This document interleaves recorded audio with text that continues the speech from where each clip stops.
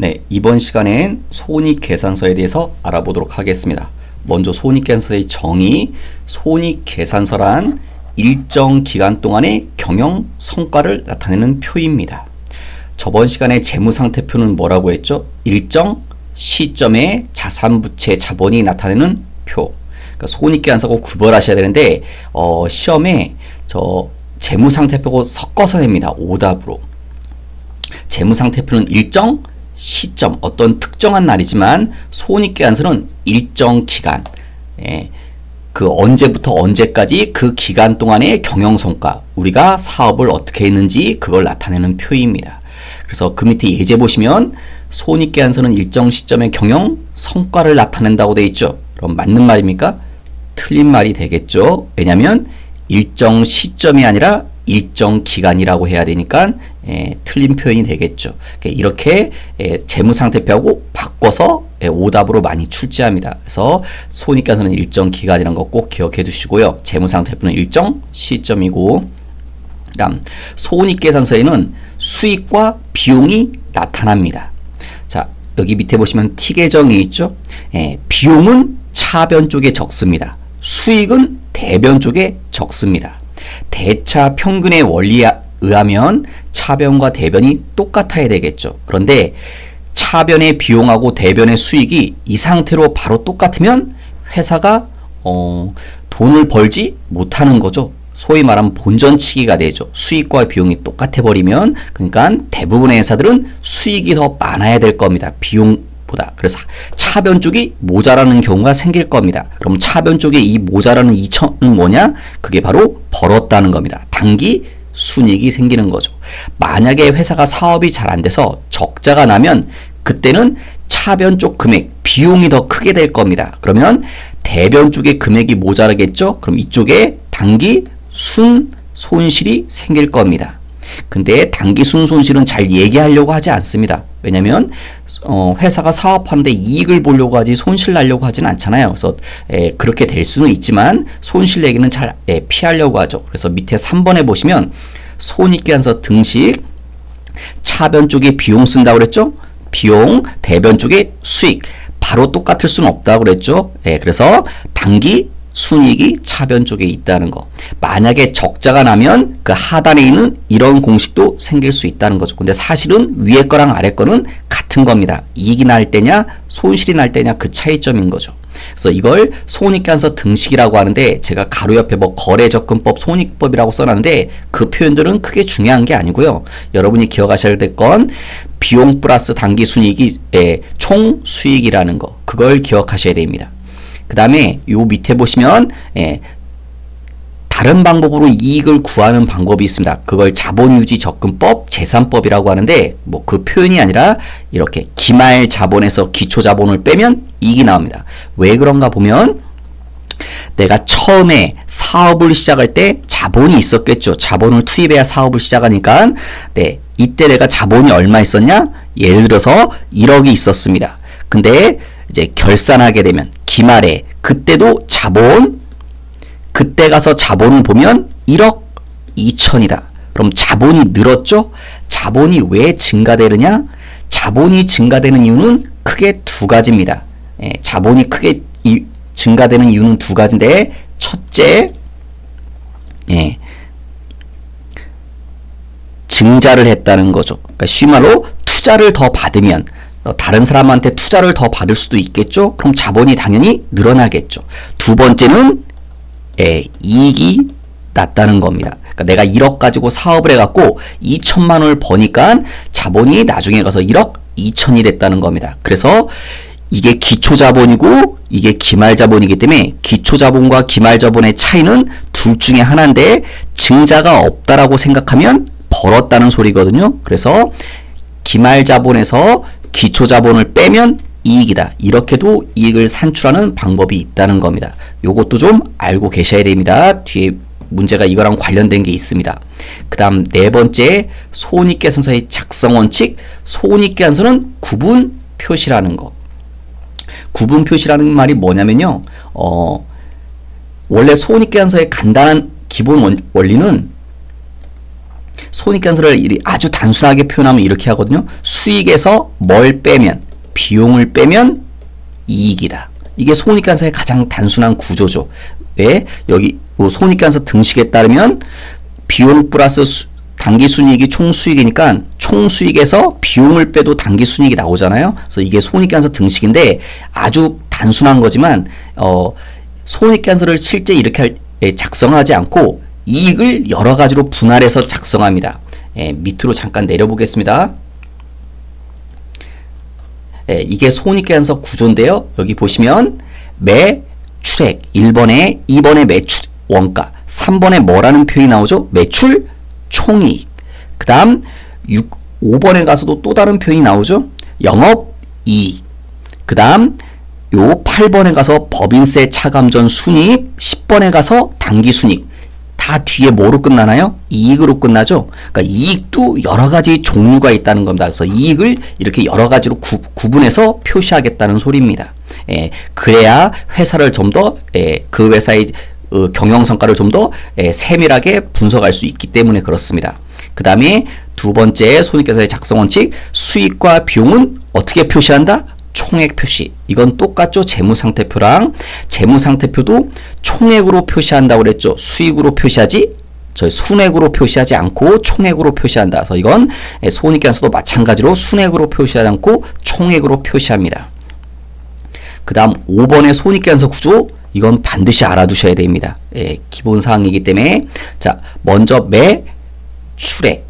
그 다음 2번에 매출원가라는 표현이 있죠. 근데 매출원가 밑에 제가 세 가지말 써 있는데 뭐라고 써놨냐면 기초상품 재고액, 단기상품 매입액, 기말상품 재고액. 근데 중요한 키워드는요. 앞에 걸 좀 유념해서 보십시오. 기초와 단기는 더합니다. 더해주고 기말은 빼줍니다. 그래서 기초 플러스 단기 마이너스 기말 이렇게 하면 2번에 있는 매출원가가 계산돼서 나옵니다. 매출원가가 쉬운 말로 뭐냐면요. 팔린 걸 매출원가라고 합니다. 제가 예를 들어 볼게요. 자, 내가 슈퍼를 하는데 라면 2개를 사왔어요. 그러면 라면이 2개 있죠? 이 2개가 있는데 우리 가게에 손님이 와서 라면 1개를 팔았어요. 이게 판매가 됐습니다.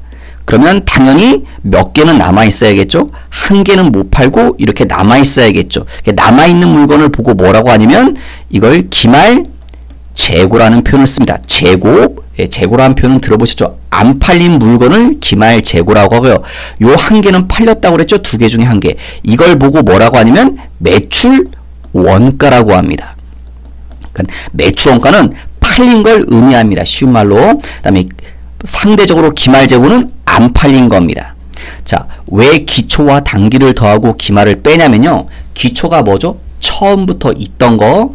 예를 들어서 내가 물건이 처음에 3개가 있었어요. 이게 기초. 그 다음에 두 번째 보시면 단기 상품 매입액. 단기 상품 매입액이 쉬운 말로 뭡니까? 올해 우리가 물건을 사왔다는 소리죠. 자, 올해 우리가 물건을 매입했어요. 사왔어요. 2개를. 그러면 우리는 몇 개의 물건이 있죠? 5개의 물건이 있을 수 있겠죠? 총. 그런데 나중에 가서 기말에 가서 몇 개가 있냐 보니까 1개가 있어요. 나중에 남아있는 물건이 1개래요. 그러면 몇 개가 사라졌다는 소리죠? 4개가 없어졌다는 소리죠? 그럼 4개가 없어진 겁니다. 그래서 이렇게 계산해 보시면 몇 개가 없어졌는지 나오죠? 이 없어진 거. 이상한 가정을 하지 않으면 물건이 왜 없어졌겠어요? 팔렸기 때문에. 그래서 이게 뭐가 되는 거라고요? 매출 원가. 팔린 걸 매출 원가라고 한다고 그랬죠. 그래서 기초와 단기를 더하고 기말을 빼면 매출 원가. 반드시 암기하셔야 됩니다. 반드시 이해되시면 더 쉽게 하실 수 있고 이건 반드시 알아두셔야 됩니다. 그 다음에 요 매출액에서 자 2번에 기초 플러스 단기 마이너스 기말에서 매출 원가를 구했죠. 그럼 1번의 매출액에서 2번의 매출 원가를 뺍니다. 그러면 뭐가 나오냐? 매출 총액이라는 게 계산돼서 나옵니다. 그 다음 4번에 가시면 판매비와 관리비, 이거 이제 흔히 줄여서 판관비라고 하죠. 요 판관비 비용이니까 빼줍니다. 그럼 뭐가 나오냐? 그걸 영업이익이라고 합니다.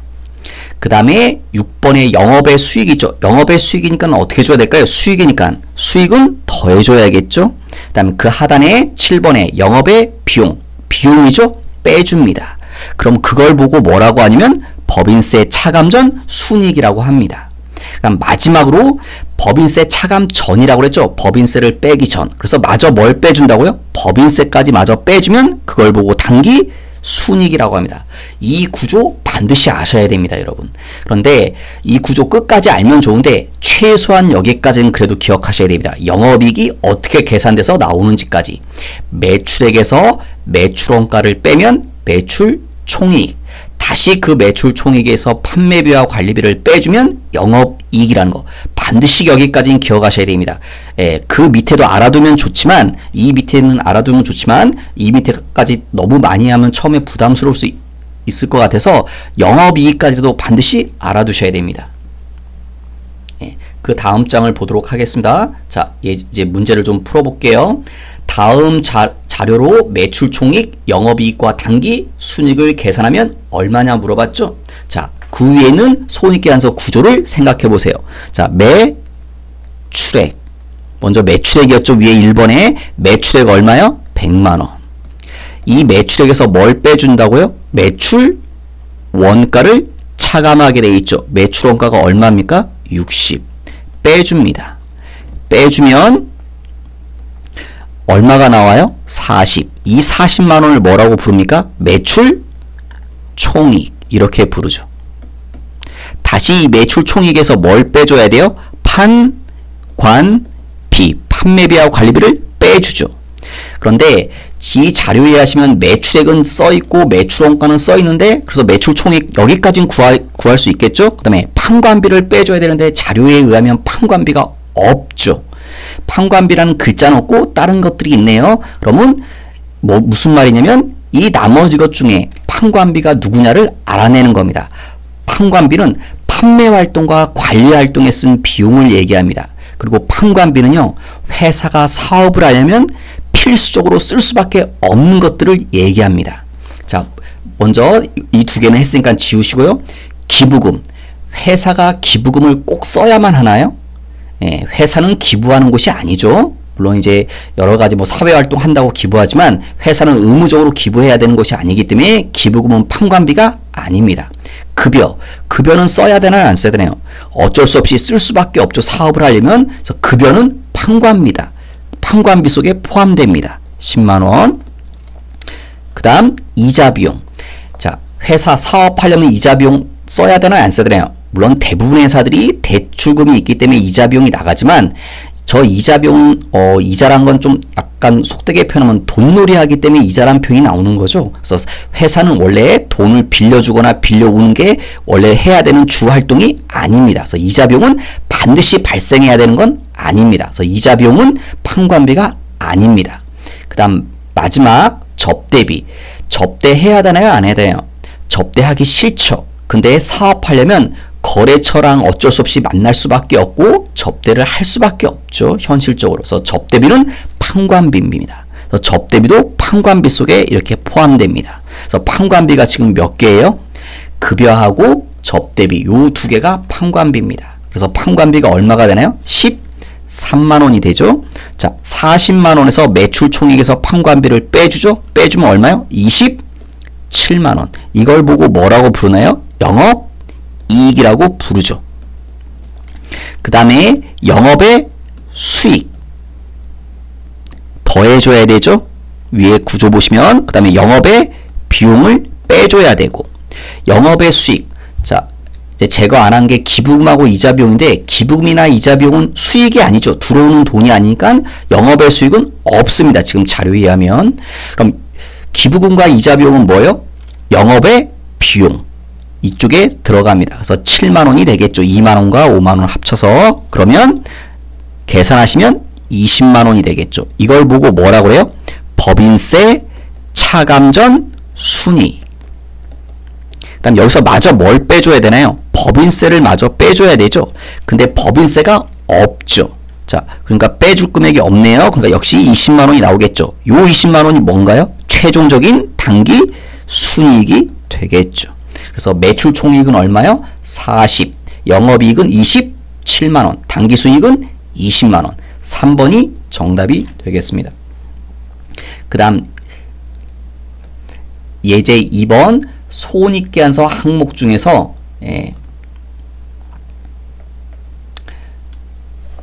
영업이익을 산출하는 데 포함되는 항목들을 할게. 사실 예제 1번도 그렇고 예제 2번도 사실은 뭘 물어보는 거냐면 이것들 다 예를 물어보는 겁니다. 판매비와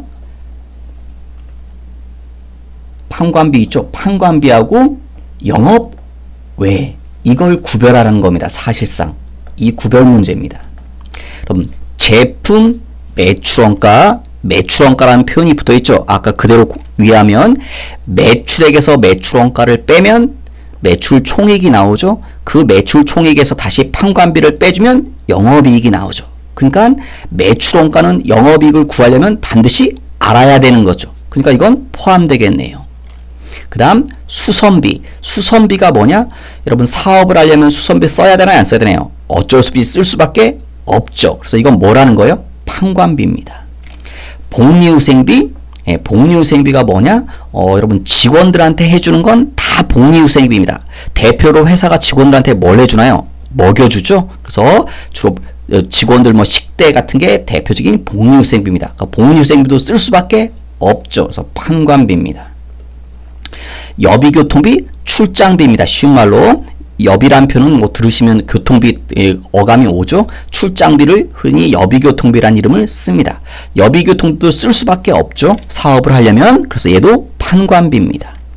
기부금, 아까 위에서도 기부금 봤죠. 이건 영업외입니다. 그 다음에 이자 비용도 영업외고. 그러니까 영업이익 구하는 것, 영업이익을 산출하는 데는 판관비도 필요하죠. 영업이익 구하려면. 그래서 요 세 개도 판관비 세 가지도 영업이익을 계산할 땐 들어가야 될 겁니다. 그러면 포함되는 거, 영업이익을 계산하려면 알아야 되는 게 몇 개예요?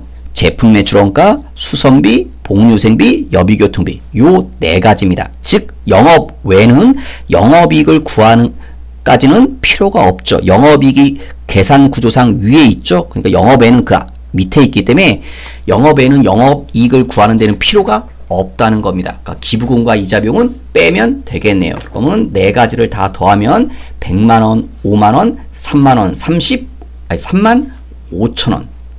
다 더하면 얼마나요? 115만원이 나오죠. 2번이 정답입니다. 그 다음 예제 3번.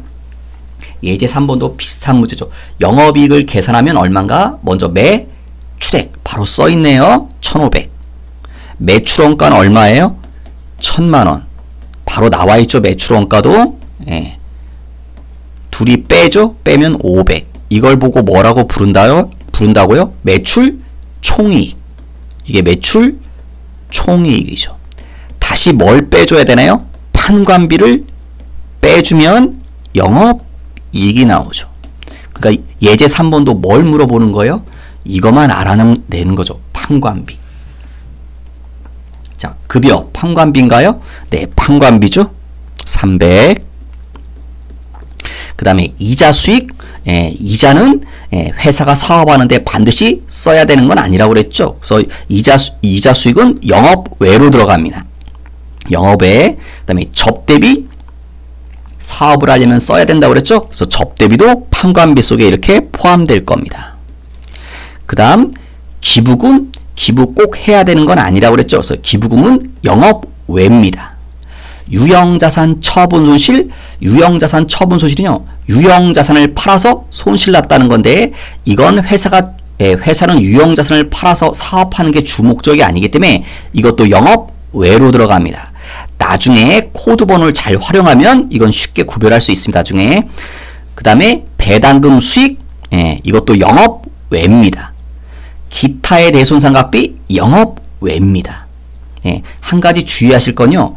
대손상각비는 판관비입니다. 참고로 지금 뒤에 대손상각비 배울 건데요. 그냥 대손상각비라고 하면 일반적으로 판관비고요. 앞에 기타란 표현이 붙어있죠. 뒤에 배울 겁니다. 기타의 대손상각비는 영업외로 들어갑니다. 그럼 판관비는 몇 개밖에 없나요? 급여하고 접대비 2개밖에 없습니다. 그래서 판관비는 400. 그러면 빼주면 100만원이 나오겠죠. 그래서 영업이익은 100만 원입니다. 그 다음 예제 4번 기초상품 재고액 20, 판매 가능 재고액 90, 기말상품 재고액이 10만원일 경우 매출 원가는 위에서 매출 원가가 뭐라고요? 기초와 단기를 더해서 뭘 빼요? 기말을 빼면 매출 원가라고. 자, 그럼 여기다 껴 맞춰 볼게요. 기초가 얼마인가요? 얘가 20. 얘가 20만원이죠? 그 다음에 얘는 주어져 있지 않죠? 단기는. 기말은 얼마예요? 10만원. 그러면 계산이 안 되죠? 이걸 모르기 때문에 단기를. 대신 문제 하면 요런 표현이네요. 판매 가능 재고. 판매 가능 재고가요. 자, 아까 제가 이런 얘기를 드렸죠? 기초에 내가 물건이 2개가 있고 단기에 물건을 3개 사왔다. 그리고 기말에 나중에 가서 물건이 하나밖에 없다. 그래서 매출원가는 4개. 이랬죠? 4개가 팔렸다고. 그러면 내가 처음에 2개가 있고 단기 사왔다는 소리거든요. 올해 3개를 사왔어요. 2개는 처음부터 있고. 그러면 내가 최대로 팔 수 있는 건 몇 개인가요? 5개죠. 처음에 2개 있었고 새로 3개를 사왔으니까. 그래서 판매 가능 재고란 건 이걸 말하는 겁니다. 기초와 단기를 더해서 판매 가능 재고라고 표현하는 겁니다. 그래서 이게 기초와 단기를 더했을 때가 얼마냐고? 90입니다. 얘가. 그래서 단기를 안 주어지고 요 표현이 주어졌죠. 판매 가능. 그러면서 둘이 빼보시면 80만원이 나오죠. 그래서 매출 원가는 얼마가 됩니까? 80만원이 정답입니다. 그 다음 밑에 시산표 등식. 자, 우리 시산표 저번에 시산표를 배웠지만 저희가 시산표는 회계 순환 과정할 때 시산표가 나왔었죠. 이건 크게 중요하지 않아서 여러분 시산표는 종류가 3가지가 있습니다. 뭐 있냐면 굳이 아실 필요는 없습니다. 중요하지 않기 때문에 합계 시산표라는 게 있고요. 잔액 시산표가 있고 합계 잔액 시산표가 있습니다. 합계 시산표는요. 합계 금액만 나오는 거고 잔액 시산표는 잔액만 써 있는 거고 합계 잔액 시산표는 요 2가지를 합쳐서 합계 금액과 잔액 금액이 다 나타나는 걸 합계 잔액 시산표라고 합니다. 저번 시간에 저희가 순환 과정을 배울 때 제가 시산표 양식을 그려드렸었는데 그건 합계 금액도 있고 잔액 금액도 있었을 겁니다. 다시 한번 확인해 보시면 그래서 그건 합계 잔액 시산표라고 합니다. 근데 뭐 이 시산표 종류는 중요한 게 아니고요. 이 시산표에는 모든 계정 과목이 다 나타납니다. 무슨 말이냐면 재무상태표 계정 과목과 손익계산서 계정 과목이 한꺼번에 나타납니다. 그래서 시산표 등식은 재무상태표 등식과 손익계산서 등식을 합쳐놓으면 됩니다. 자, 재무상태표 등식이 뭐였나요? 재무상태표 등식이 이거였었죠. 자산은 부채 플러스 자본. 그 다음에 손익계산서 등식은요. 총 비용에다 당기 순이익을 더하면 총수익. 요 2번째 거 있죠. 그러면 요 2개를 합쳐놓으면 됩니다. 자, 요 2개를 합쳐놓으면 여기 써놨습니다. 자, 이 차변 쪽을 다 더하면 차변 쪽이 지금 3개죠. 그래서 차변 쪽에 3개. 그 다음 부채와 자본과 총수익은 대변 쪽에 있죠. 그래서 대변에 적으면 똑같아집니다. 이걸 이걸 시산표 등식이라고 합니다. 자, 이제 문제를 좀 풀어보도록 하겠습니다. 예제 1번. 다음의 회계 등식 중 옳지 않은 것은 기말 자산은 기말 부채 플러스 기초 자산 플러스 이익이다. 잠깐 보류해 볼게요. 그 다음에 2번은 쉽겠죠. 2번이 뭔가요? 2번은 바로 알아내셔야죠. 무슨 등식인가요? 손익 계산서 등식이죠.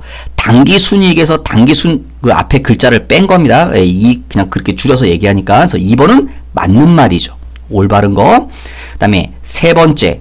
아까 이익을 구할 때는 이런 식으로 손익계산서 등식을 이용해서 이익을 구할 수도 있지만 자본 가지고 이익을 구할 수도 있다고 그랬죠. 기말자본과 기초자본의 차이가 이익이다. 그래서 3번도 맞는 말이 되겠죠. 그 다음 4번. 4번은 뭡니까? 재무상태표 등식을 말하는 거죠. 근데 얘랑 비교하시면 요 글자가 다르죠? 근데 재무상태표 할 때 그랬나요? 자본은 다른 말로 뭐라고도 할 수 있다고요? 자기 자본 또는요 순자산. 그래서 요 자본 자리에다 순자산 같은 의미라고 그랬죠. 그래서 4번도 맞는 겁니다. 그래서 틀린 건 1번이 됩니다. 1번이 왜 틀렸나 볼게요. 1번이 왜 틀렸냐면 기말 자산. 자, 이거 재무상태표 등식 같아요. 그러면 기말 부채 플러스 기말 자본 이러면 성립합니다. 즉, 요 재무상태표 등식에다요 앞에 무슨 표현만 다 갖다 붙였나요? 기말이란 표현을 똑같이 갖다 붙였죠. 그러면 성립합니다. 그런데 요 두 개는 지금 기말이란 말이 붙었는데 갑자기 여기 기초죠. 왜 기초산 써있냐면 3번 때문에 그렇습니다. 기말 자본 대신에 다른 말을 쓸 수 있죠. 3번에 의하면 기말 자본에서 기초 자본을 빼면 이익이니까 3번을 다시 바꾸면 이렇게도 쓸 수 있겠죠. 기말 자본은 이퀄 기초 자본을 반대편으로 넘기면 이렇게 쓸 수 있겠죠. 이익 플러스 기초 자본이라고. 그래서 요 기말 자본 자리에다가 이걸 쓸 수 있다는 겁니다. 기초 자본 플러스 이익. 이렇게 쓸 수 있죠. 그러면 이렇게 해도 맞는 표현이라는 거죠. 기말 자본 대신에 이걸 쓴 거니까 같은 말이라서. 그런데 1번하고 비교해 보시면 기초 자산이라고 돼 있죠. 기초 자본이 아니라. 그러니까 1번이 맞는 표현이 되려면 기초 자산 대신에 기초 자본을 써야 됩니다. 그래서 1번이 그래서 틀린 표현이 되는 겁니다. 그 다음 예제 2번. 예제 2번이 조금 어려울 것 같은데요. 좀 꼬아놔서 시산표 등식으로 맞는 것은 시산표 등식이 뭐였었죠, 여러분? 이거죠. 자산, 재무상태표 공식하고 손익간섭 공식 합쳐놓은 거. 자산 플러스 총 비용 플러스 이익 이퀄 뭐라고요? 부채 플러스 자본 그 다음에 여기 뭐요? 총 수익. 이게 시산표 등식이었었죠. 그런데 여기다가 지금 보니까 이 사람들 여기 보기에 보면 뭐 기말이란 말이 막 나오죠. 그러면 요 자산 재무상태표 항목들 여기다가 기말이란 말을 공통적으로 붙인 겁니다. 그래서 기말 다시 바꿨으면 기말 자산 플러스 총 비용 플러스 이익 이퀄 부채 앞에 뭘 갖다 붙여요? 기말 부채. 역시 자본 앞에도 기말 자본. 기말이란 말만 갖다 붙인 겁니다. 그리고 뒤에 총 수익 이렇게 썼습니다. 이것도 맞는 말이 됩니다. 그런데 또 우리 이것도 배웠죠. 아까 요 3번에서 예제 1번에 있던 3번이요. 기말 자본은 뭐라고 표현할 수도 있다고요? 이걸 넘겨서 기초 자본하고 이익을 더한 걸 기말 자본이라고 할 수 있다고 그랬죠. 그래서 요 기말 자본이란 글씨 대신에 뭘 집어넣는 거예요? 기초 자본 플러스 이익. 이 자리에 이걸 집어넣은 겁니다. 똑같은 말이니까. 그러면 이제 차변과 대변 쪽 비교해 보시면 양쪽에 똑같은 글씨가 있죠. 뭐가요? 이익이란 말. 그래서 이익은 똑같이 양쪽에 더해주니까 필요가 없죠. 그래서 이건 양쪽에 똑같이 있으니까 제거시킵니다. 그럼 남는 게 뭐예요? 차변 쪽에 기말, 자산, 그리고요 총 비용 두 개가 남죠. 그 다음에 대변 쪽에는요 기말, 부채, 또요 기초 자본, 또 총 수익 이렇게도 쓸 수 있다는 겁니다. 이걸 찾아보라는 소리입니다. 그럼 그게 어디에 있나요? 2번에 있죠? 그래서 2번이 정답이 될 겁니다. 그래서 여기까지 문제를 풀어봤습니다. 다시 한번 복습해 보시고요. 다음 시간에 뵙겠습니다.